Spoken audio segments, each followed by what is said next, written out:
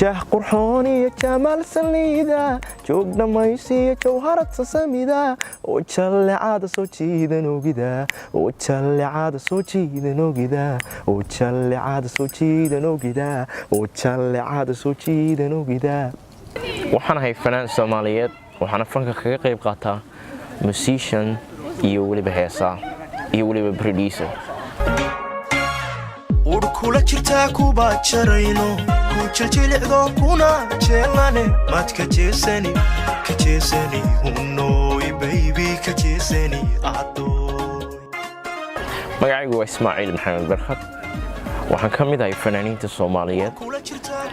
waxaan xubin ka ahay kooxda xidigaha geeska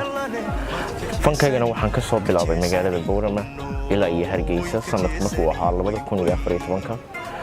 markii ugu horeysay waxaan ahaa qof fanaannimo aad u jecel laakiin duruufo badan awgood ayaa waxa aan aad iyo aad u xiiseeyay inaan noqdo musician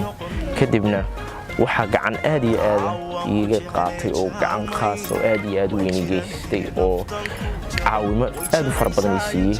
macalinka weyn Axmed Weli Ibrahim Frolle waan ku jeclay jaalma inoqon waan jiranahay naftan ku jaba way jaraysaa jeexma inoqon waan ku jeclay jaalma inoqon waan jiranahay naftan ku jaba way jaraysaa jeexma inoqon